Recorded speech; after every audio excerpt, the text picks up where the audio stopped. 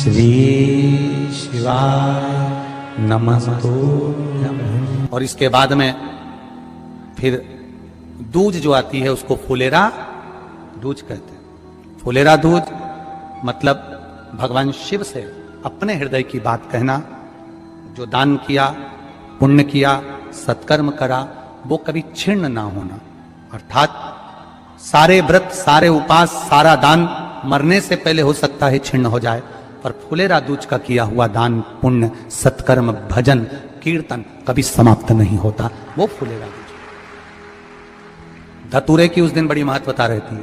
शिवलिंग पर धतूरा पहली बार चढ़ाया गया तो फुलेरा दूज का दिन था। इसलिए शिव महापुराण की कथा कहती है जिस दिन कोई मुहूर्त नहीं हो, कोई काम नहीं हो, उस दिन केवल फुलेरा दूज के दिन आप किसी भी दुकान का, व्यापार का, व्यवसाय का, जन्म का, आदि का कोई भी मुहूर्त कर लो, वो कभी ठप नहीं हो सकता, वो बढ़कर ही चलेगा। सारी जिंदगी के कांटे निकल जाते हैं, सारी जिंदगी के कांटे समाप्त हो जाते हैं फुलेरा दूज। कहते हैं दुनिया में सब दिन का दान, सब दिन का पुण्य समाप्त हो सकता है, और फुलेरा दूज का दान, पुण्य, सत्कर्म, भजन, कीर्तन, नाम स्मरण समाप्त नहीं हो। जो दुकान, जो व्यापार, जो व्यवसाय,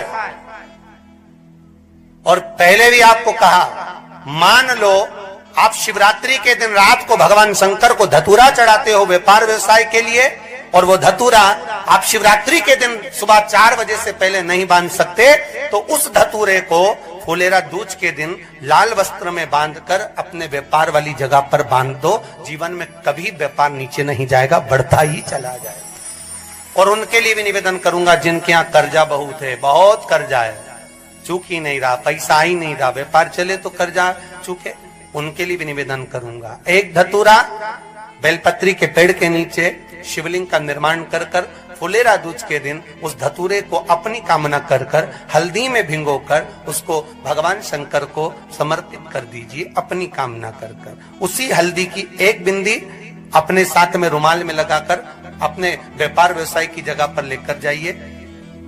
कर्जा धीरे धीरे धीरे धीरे जब चूकेगा, जब लक्ष्मी आएगी, तो लक्ष्मी की वृद्धि भी वो करता महाराज। ये फुलेरा दूज के उपाय। जब कर आ जाते हो, अचानक गिर जाते हो, हापड़ी भराने लगती हो थोड़ा सा चलने पर, श्वास फूल जाती हो ज्यादा चढ़ने पर, उनके लिए विशेष है कि धतूरे की जड़ को, धतूरे का जो फल होता है उसकी जड़ महाराज निकाल कर, धोकर, उसको घिसकर शंकर भगवान पर उसका लेपन कर दीजिए।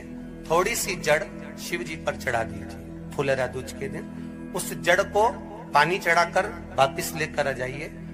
जो मिर्गी का मरीज होता है, जिसको दमे की शिकायत होती है, श्वास की होती है, चलने में हापड़ी भरा जाती हो, फुलेरा दूज के दिन दोपहर के समय पर उसको वो जड़ केवल 3 या 4 बार सुगंध में सुंगा दी जाती है, तो मिर्गी की बीमारी समाप्त हो जाती है, और जिसको दमा श्वास फूलता है उसको भी आराम लग जाता है। फुलेरा दूज के दिन उसके लिए नित्य आनंद का सुख दे जाती है। और भी ध्यान दें, जिसको बहुत भारी बीमारी हो, डॉक्टर कह रहे हैं कि ऑपरेशन की जरूरत है, ऑपरेशन कराना पड़ेगा, गांठ हो गई है, ये हो गया है, वो हो गया है, निवेदन है एक धतूरा फुलेरा दूज के दिन भगवान शंकर के शिवलिंग पर समर्पित करें, और 5 बेलपत्र नंदीश्वर भगवान पर, अर्थात भगवान नंदी पर समर्पित करें। जीवन में कितनी बड़ी भी बीमारी होगी वो आगे नहीं बढ़ सकती, ऑपरेशन की जरूरत नहीं पड़ सकती, वो केवल फुलेरा दूज पर हो। मौका मिला है, आनंद से। धतूरा होता है विषैला। कैसा होता है? विषैला, बहुत विष होता है धतूरे के अंदर। पर महाराज भगवान शिव को वो समर्पित किया जाता है, जैसे पार्वती जी को लगा जब कोई साथ नहीं दे रहा, पार्वती जी को लगा जब कहीं से सुख का अनुभव नहीं हो रहा, आनंद का अनुभव नहीं हो रहा, पार्वती जी ले गई धतूरा, पार्वती मैया ले गई उस बेलपत्र को शिव को। और प्रयास करना, अगर दुख है तो एक धतूरा समर्पित कर कर 1 लोटा पानी अवश्य समर्पित कर। उनके लिए भी कहूंगा जिनको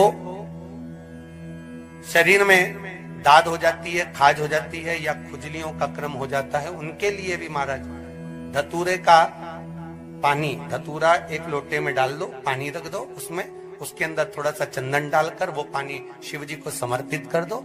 वही पानी को लेकर आ जाइए और कुछ देर तक शरीर में लगाकर बैठ जाइए महाराज। वो केवल फुलेरा दूध का है महाराज, उसको शरीर में लगाकर थोड़ी देर बैठ जाइए, 15-20 मिनट तक। शरीर के अंतर्गत कोई वस्त्र ना हो, उस वस्त्र को उतार कर उसको लगाकर बैठ जाओ। 2.5 से 3 महीने में दांत खाज किसी भी चर्म रोग होगा वो धीरे धीरे समाप्ति की ओर हो जाएगा महाराज। फुलेरा दूध का महत्व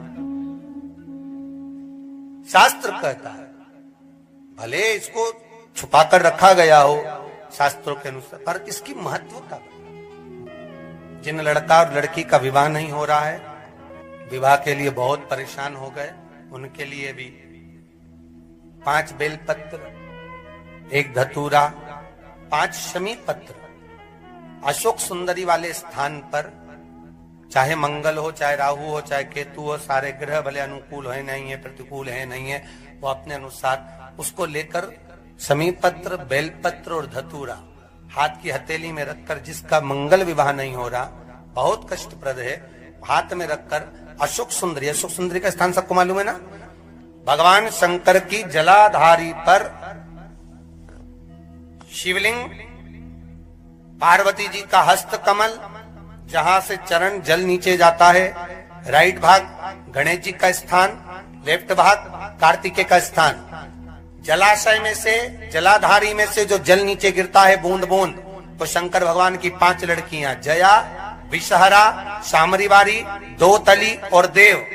शंकर जी की 1 लड़की और अशोक सुंदरी 6 नंबर की, उसका स्थान, इन पानी जो जाता है उसके बीच में जो मोटी सी लाइन होती है, उस मोटी सी लाइन पर जो स्थान है वो अशोक सुंदरी का स्थान है। किसका स्थान है? अशोक सुंदरी।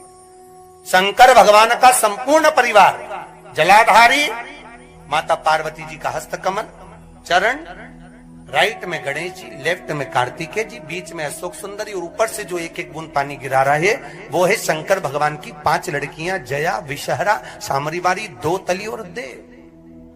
शिव की 5।